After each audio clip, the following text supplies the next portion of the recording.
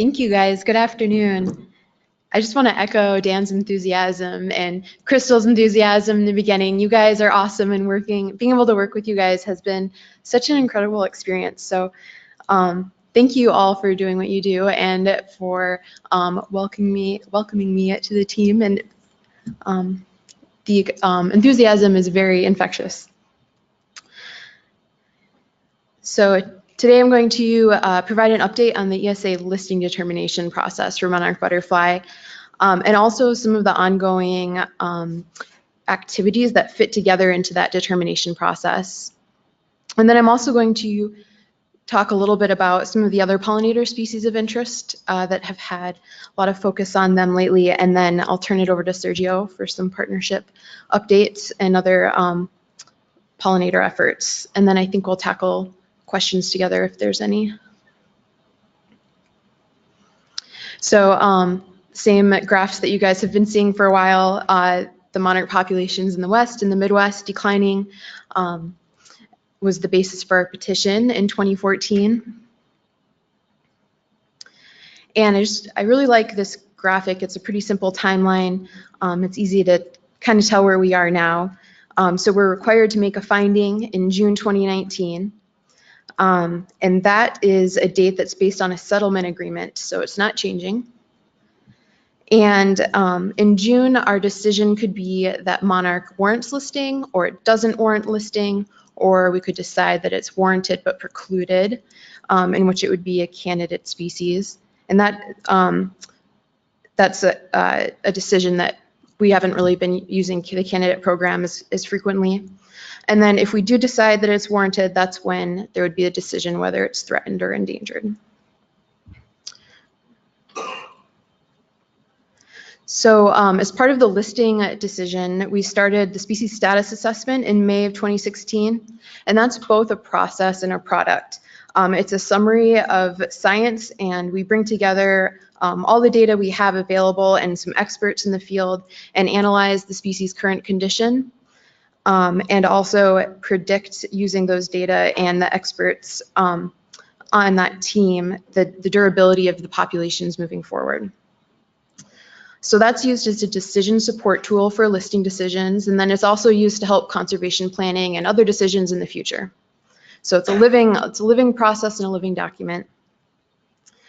And so the status assessment core team members include people from Fish and Wildlife Service and also state natural resource agencies as well. And that assessment has gone out for peer review, and right now it's being revised based on comments and also based on data that's been entered into the Monarch Conservation Database. And so the Monarch Conservation Database is trying to capture monarch conservation plans, and then also the small efforts that are underway as well. So those are things like activities and programs and plantings and versus invasive species removal. And all of that data is going to help us inform the listing decision. So that feeds right back into the species status assessment and helps us calculate what the gains in conservation are and to what extent we're able to address the threats that are influencing the population declines. So an example of some of the larger plans, the Mid-American Monarch Conservation Strategy, WAFA is working on a similar plan. The Candidate Conservation with Assurances. Candidate Conservation Agreement with Assurances. I wish there was something more snappy for that plan. And then also the NRCS consultation. And they didn't have a fun graphic on their report title, so I just captured the website, but that'll be a lesson to us. So when we do the consultation for the Candidate Conservation Agreement, we'll put a nice picture on there. And then some of these plans have those regulatory assurances. So the NRCS is an example of that, and then the CCAA as well. So that incentivizes that work to continue into the future. And then I'm not going to talk a lot about the agreement because Dan spoke about that, but I just wanted to call this out because it's so important and it has so much energy and partnerships behind it. On the Fish and Wildlife Service side, I'm working with a team of biologists across the nation to go through this agreement, compare it to what's been done in the past and bounce ideas off them, get their review, and just facilitate the review that'll be happening once we have an application in December.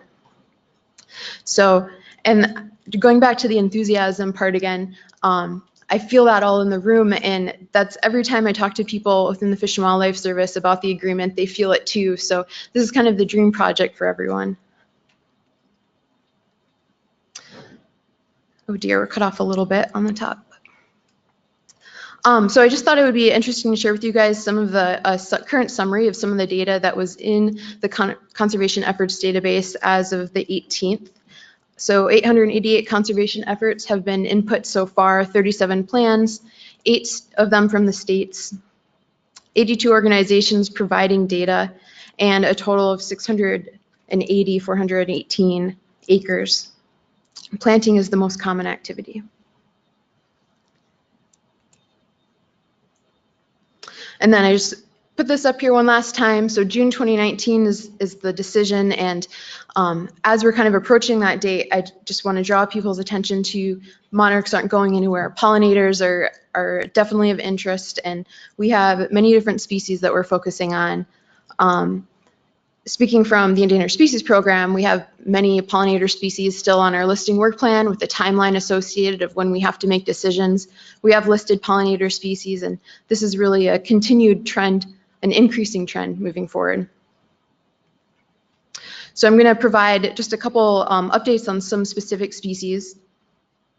So frosted elfin, this decision is due in 2023, I believe, and the species status assessment is actually complete, which is great because that kind of, we know what some of the threats are out there. We know how we can start addressing frosted elfin, and right now Fish and Wildlife Service is working on some best management practices to share with folks.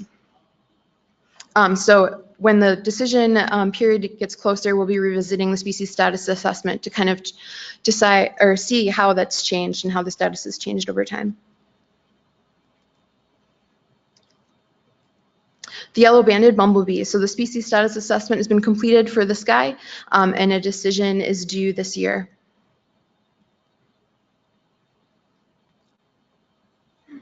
And then last, I just wanted to call out the rusty patch bumblebee, which was listed as endangered last year. And we've been getting in new reports of sightings all the time, and 2018 was a pretty great year for rusty patch. We've seen a lot more sightings, had a lot more reports than previous years. And we're really focusing on surveying and emphasizing habitat restoration and enhancement. Another point to note is there's other groups kind of getting involved with these species. So this species is a priority for Great Lakes Restoration Initiative. So some focus has been put on restoring habitat for rusty patch around the Great Lakes. And I think that's a good segue into yours. So, thank you.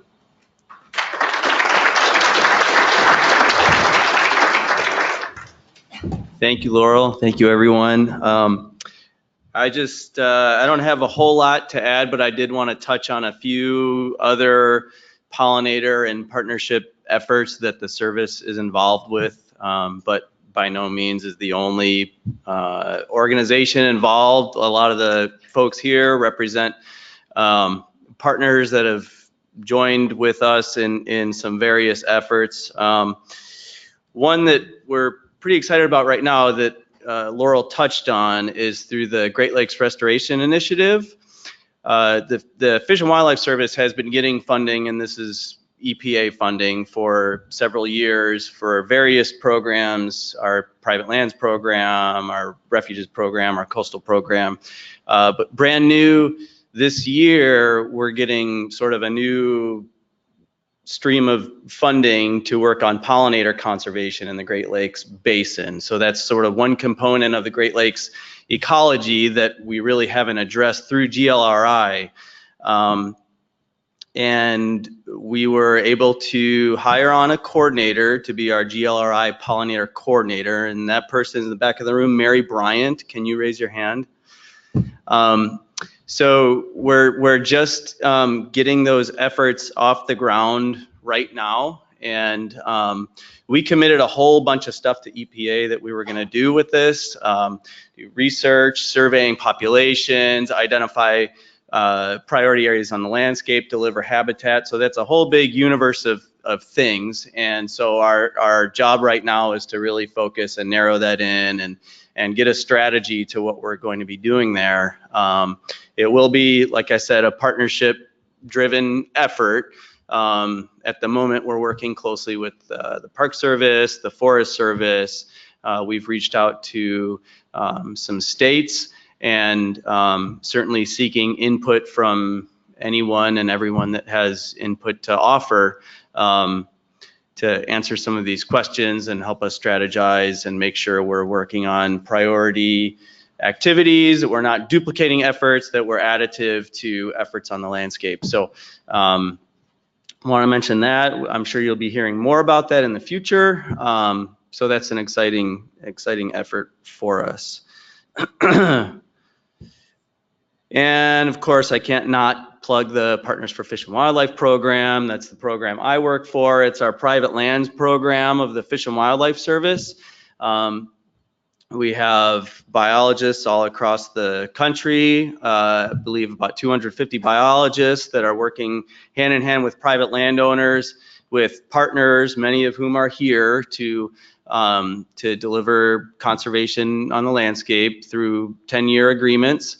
Of course, I just work for the Midwest region, and our fiscal year just ended in early October, so we're just getting these in, so I don't have the rest of the regions here, but this is just a snapshot of our accomplishments in 2018. And each of these dots represents at least a partnership with a private landowner and us, but likely with several others. Our friends with Pheasants Forever are a huge part in what we do. Several others here in the room. So yeah, we continue to work with landowners across the landscape. And these in our region mostly represent upland and wetland habitat, some stream habitat, whole lot of pollinator conservation, lots of interaction with rights of way. Some of these projects are on rights of ways. To us, private land is anything non-state and non-federal. And a few statewide efforts. Missourians for Monarchs was mentioned earlier this morning, but Missouri was out in front of the Monarch effort as soon as it sort of became a big initiative, and convened a whole bunch of partners statewide and developed Missourians for Monarchs and hired a coordinator. And it's a huge, there's tons of partners that are funding that position. They've hired a communications person now too, and that effort has just been producing all sorts of good things, facilitating things like an MOA between MDC and MoDOT. And I believe there's some folks here that can probably speak to that more, to work on invasive plant treatment on rights of ways. They've been able to really coordinate everyone's efforts getting data into the Monarch Conservation Database. So that went really smoothly, really efficiently because of this partnership. Partnering with the ag community pretty heavily there. They were able to produce, and I think it was mentioned earlier, a toolkit. That's one of the brochures in the toolkit, but it's a whole toolkit of all sorts of programs that whoever it is working with landowners can hand out and educate about programs, whether it's us, whether it's Pheasants Forever Farm Bill biologists, whether it's someone from NRCS. And that's been a pretty successful effort, and other states I know are looking to echo that. And it was also mentioned earlier, the Monarch Wings across the Eastern Broadleaf Forest, an effort funded by NIFWIF, working with the Pollinator Partnership. From our standpoint, some of our staff in Indiana have been heavily involved, coordinating volunteers, getting out and doing seed collections, and producing plugs, putting on technical training sessions. And by the way, the Indiana Monarch Conservation Plan is due out later this year. And another pretty highly functional group is the Iowa Monarch Consortium. and they're also working on a strategic plan for Iowa that's going to call out acreage targets for all the sectors in Iowa. Been very functional, very productive group coming together and looking what the potential is on the landscape, sort of with the all hands on deck spirit. And again, we're involved, but many other partners are really pushing this group along. It got a collaborative leadership award from the Iowa Secretary of Agriculture, and another group that's been out in front. We continue to work with, like I said, ag groups. We work with NRCS in each of our states on the state tech committee and various subcommittees. We're involved with the Keystone Collaborative, Working Lands for Wildlife. So, you know, in addition to working with you all on rights of way, we're also heavily involved with the ag groups, with private landowners, and with urban audiences too. And that's a quick rundown, just a quick smattering of things that we're doing that are pretty exciting. Certainly not an exhaustive list. You know, I didn't mention the Ohio Habitat Pollinator Initiative that's been successful, and lots of similar efforts in other states. So that's all we had for today. I don't know if we have time for questions. Yeah, for sure. Let's go ahead. Questions for the Fish and Wildlife Service?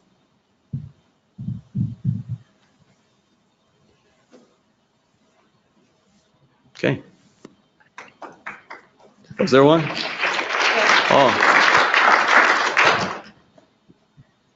I was just wondering, so I'm from Arizona, and does each of the states also have a monarch coordinator at Fish and Wildlife Service, or is it kind of regionally based? We haven't really assigned an official monarch coordinator for each state, although there's likely someone that's sort of fulfilling that role, or multiple people. You know, a lot of our states are partners for Fish and Wildlife. State coordinator would, you know, be involved with a lot of these monarch efforts, or folks in some of our ES field offices, but we haven't really officially had a monarch person for each state. We have pollinator coordinators for each of our regions, and actually that's one of the things that internally we're going through right now. We set up the monarch effort a few years ago, and that's, you know, morphing into an interest in pollinators in a broader sense. So we're thinking right now internally how to structure that, and with our various different working groups. So, yeah. Mm-hmm.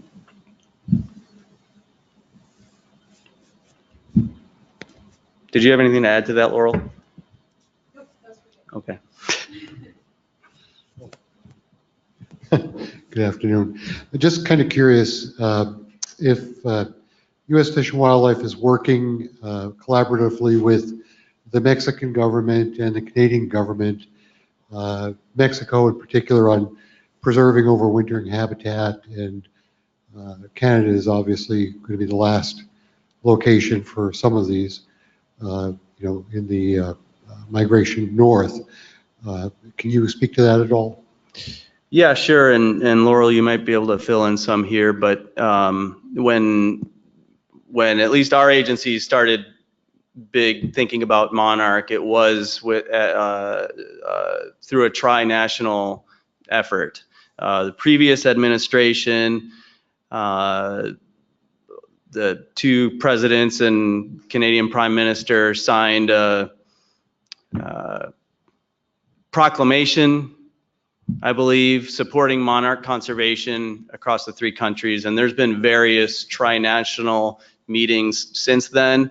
You know, I don't know that we've had anything in the past year, but there has been collaboration at some of the higher levels of government between the three countries. And you know, that proclamation, you know, turned into an executive order from President Obama, and that's what really started us down that path. But that originated with that tri-national those tri-national conversations. Anything to add to that, Laurel? Okay. Is there another question over there? Oh, same question. Okay. Any others?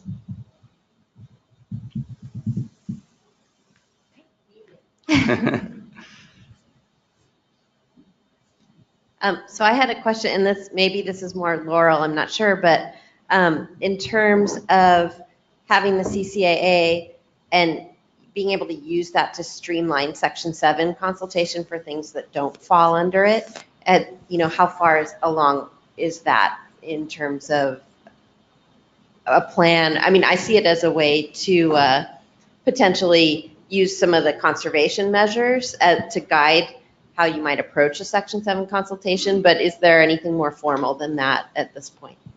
Yeah, so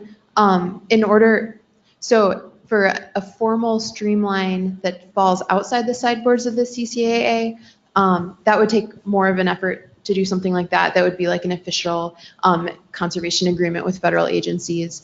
However, I think that there's inherent streamlining that will happen just because the CCAA and this programmatic conference opinion is going to exist. So people will be more familiar with those conservation measures and understand how to implement them and know areas within their system where they are implementing them. So there will be some streamlining through that. For consultations that happen for projects that are within the sideboards of the CCAA, like for federal funding, I think there'd be significant streamlining. Because that conference opinion already exists, I think it would be reinventing the wheel for a federal agency to do something separate, and I don't think anybody would do that.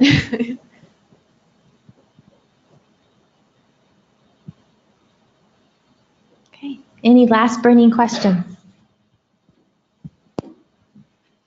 I'm pretty sure I think I know what the answer will be, but the Monarch did very well this year, or anecdotally, that's what we've heard. Do you have feelings? I know you're not going to make a decision on 1 year, but do you have a feeling on where the listing is going to go?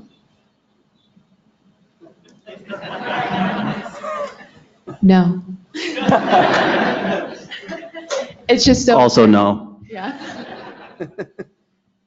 Yeah, I think the status assessment is really going to help the decision makers, and it's so uncertain. Thanks. Sorry for no answer. Okay. Okay, great. Thank you both so much.